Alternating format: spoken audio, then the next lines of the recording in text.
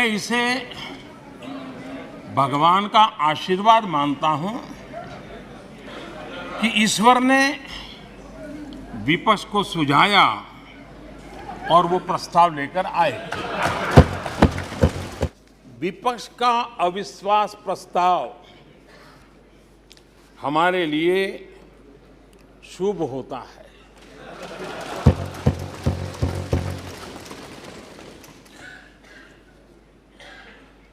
और मैं आज देख रहा हूं कि आपने तय कर लिया है कि एनडीए और बीजेपी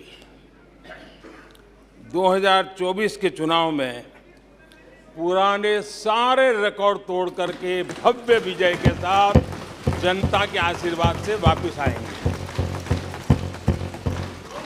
बीते दिनों इसी सदन ने और हमारे दोनों सदन ने जन विश्वास bill, मेडिएशन bill, dental commission bill, आदिवासियों के लिए जुड़े हुए bill, digital data protection bill, national research foundation bill, coastal aquaculture से जुड़ा बिल, ऐसे कई महत्वपूर्ण बिल यहां पारित किए। आने वाला समय टेक्नोलॉजी ड्रिवन है। आज डाटा को एक प्रकार से सेकंड ऑयल के रूप में, सेकंड गोल्ड के रूप में माना जाता है। उस पर कितनी गंभीर चर्चा की जरूरत थी, लेकिन राजनीति आपके लिए प्राथमिकता थी। कई ऐसे बिल थे जो गांव के लिए, गरीब के लिए, दलित के लिए, पिछड़ों के लिए, आदिवासी के लिए, उनके कल्याण की चर्चा करने के लिए थे, उनके भविष्य के साथ जुड़े हुए थे। लेकिन इसमें इन्हें कोई रुचि नहीं है। देश की जनता ने जिस काम के लिए उनको यहां भेजा है, उस जनता का भी विश्वासघात किया गया है।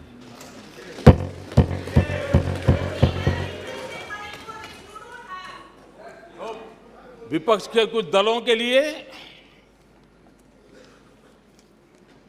उनके आचरण से, उनके व्यवहार से उन्होंने सिद्ध कर दिया है कि देश से ज्यादा उनके लिए दल है, देश से बड़ा दल है, देश से पहले प्राथमिकता दल है। मैं समझता हूं आपको गरीब के भूख की चिंता नहीं है, सत्ता की भूख, यही आपके दिमाग पे सवार है।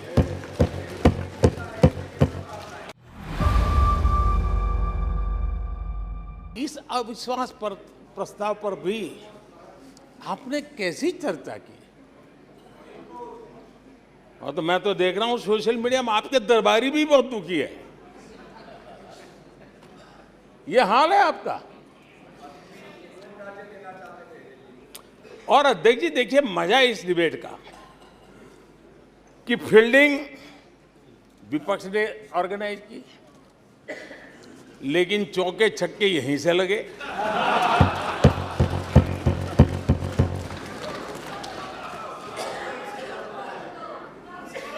और विपक्ष नो कॉन्फिडेंस मोशन पे नो बॉल नो बॉल पर ही करते आगे चलता जा रहा है।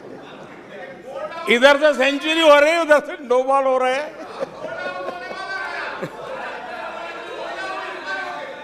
अध्यक्ष जी, मैं हमारे विपक्ष के साथियों से यही कहूंगा कि आप तैयारी करके क्यों नहीं आते जी? थोड़ी मेहनत कीजिए। और मैंने 5 साल दिया आपको मेहनत करने के लिए। 18 में कहा था कि 23 में आप आना, जरूर आना। 5 साल भी नहीं कर पाए आप लोग। क्या हाल है आप लोगों का, क्या दारिद्र्य है।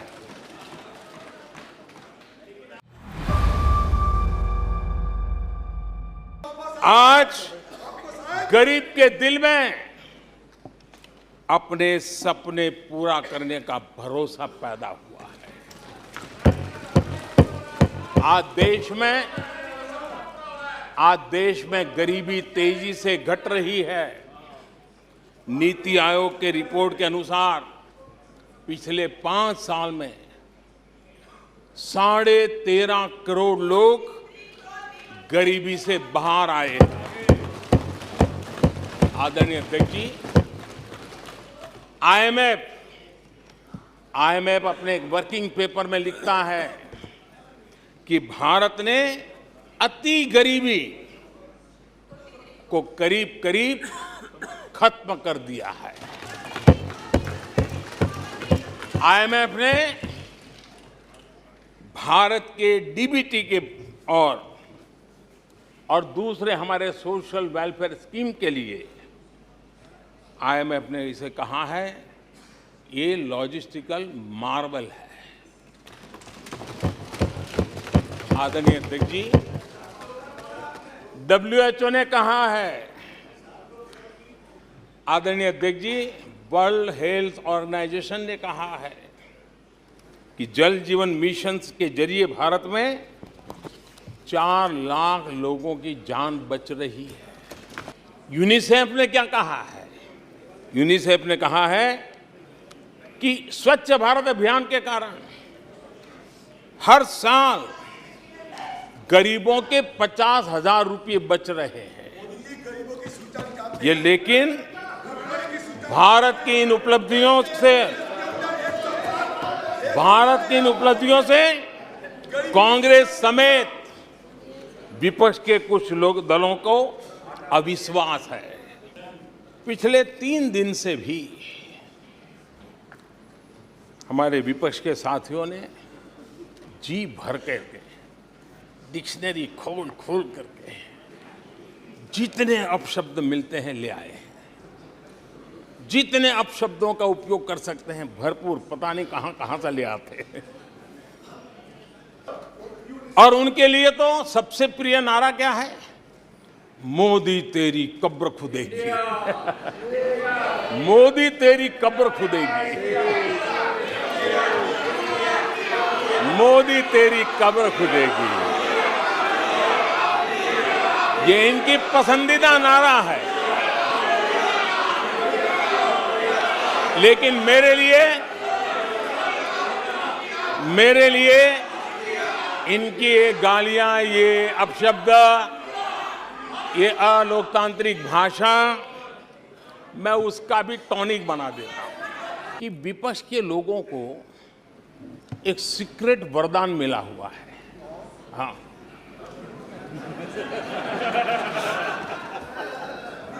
सीक्रेट वरदान मिला हुआ है जी। और वरदान ये कि ये लोग जिसका बुरा चाहेंगे उसका भलाई ही होगा। जब हम ये क्लेम करते हैं कि हम आने वाले 5 साल में नए तीसरे टर्म में हम देश की इकोनॉमी को तीसरे पर लाएंगे, तो एक जिम्मेवार विपक्ष क्या करता? वो सवाल पूछता, अच्छा भाई बताओ, निर्मला जी बताओ कैसे करने वाले हो? अच्छा मोदी जी बताओ कैसे करने वाले हो? आपका रोड मैप बताओ। ऐसा करते। अब ये भी मुझे सिखाना पड़ रहा है। 1991 में देश कंगाल होने की स्थिति में था। कांग्रेस के शासनकाल में अर्थव्यवस्था दुनिया के क्रम में 10, 11, 12 इसके बीच में झोले खाती थी, झूलती रही थी। लेकिन 2014 के बाद भारत ने टॉप 5 में अपनी जगह बना ली।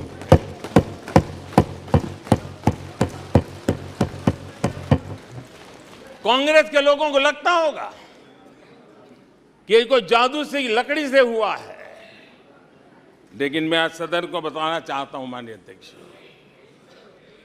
रिफॉर्म, परफॉर्म एंड ट्रांसफॉर्म एक निश्चित आयोजन, प्लानिंग और कठोर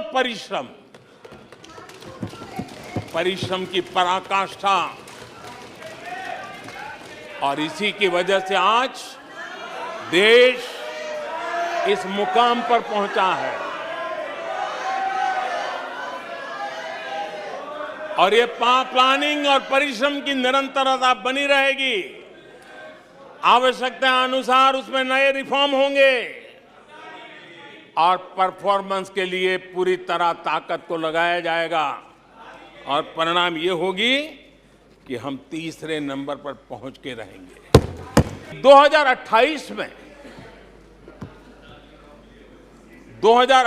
में आप जब अविश्वास प्रस्ताव लेके आएंगे तब ये देश पहले 3 में होगा, ये देश का विश्वास है।